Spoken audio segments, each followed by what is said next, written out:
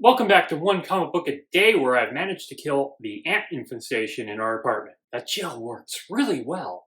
Anyway, we are continuing our way through Superman number 8 with the third story, The Carnival Crooks. And, well, it's not a very strong story. We've kind of lost the strongness to this comic. Lois and Clark go have a date at the carnival because they're sort of dating. I can't figure out what their dating relationship is at this point. They go on dates, but they're not in a relationship. She's always waiting for something better to come along. So they go to the carnival. Some carnies call them over to do the ball toss game. You knock down all the milk containers. They're usually super glued together and very hard to knock down. Clark questions if this game is crooked. It is crooked. They were even making fun of him for being a rube as he's walking up. They keep trying to get more and more money out of Clark. He ends up just buying the gift they're offering, which ends up being nowhere near as worth what it was. I actually don't remember what it is. I don't think we get told. We just get told that it's not worth how much money he paid for it. Lois does what one of Lois's main functions in these comics are, to complain Clark didn't do something about it, like beat those guys up for taking his money. They go back to the Daily Planet, where she essentially just pitches the idea of a story about how crooked the Jackel Carnival, because it's not subtle at all. It's called the Jackel Carnival.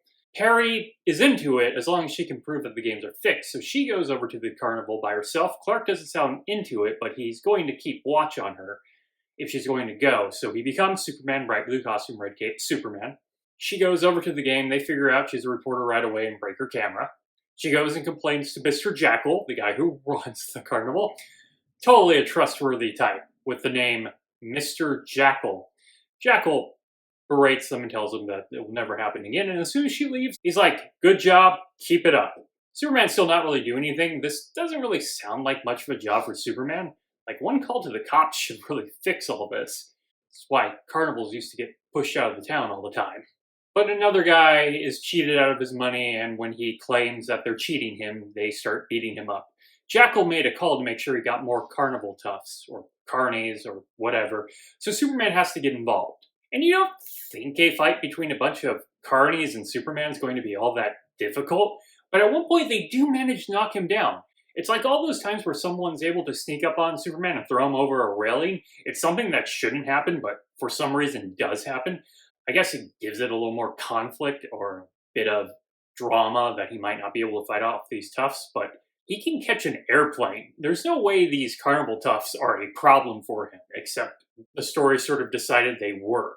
After he deals with the toughs, the police show up, which is immediately dealing with the problem. They're closing the carnival and arresting people. Jackel immediately jumps into his car and tries to drive away, but Superman is able to catch the car because he's Superman. This is not an exciting ending for a Superman comic, just to catch a guy speeding away in a car. And he brings him back and he's essentially arrested. And then he gives some sort of moral about the evils of gambling, and I don't know if carnival games are exactly gambling per se. They're supposed to be a little fun, more so than actual gambling. Like, you're not earning money, you're sort of proving yourself at a game to earn a prize. I guess that sounds like gambling anyways, but you sort of get the idea. You're trying to triumph at something other than just, win a bunch of money. I don't know, I feel like this comic lost the thread of the moral terror of the time. And that is it from Superman number 8, The Carnival Crooks. I keep wanting to say the crooks of the carnival or the crooked carnival. Sure, there's a story that named that later on. If you enjoyed this video, please like and subscribe. Hit the bell icon to get notifications when a new video goes up. I do this Monday through Friday, but Friday is Bat Friday, where I cover a Batman story in either Detective Comics or his main Batman series. And until next time, let us ponder the question, whatever did happen to the Man of Tomorrow? And how did those carnies knock him down? Was he just playing with them? Have a great day.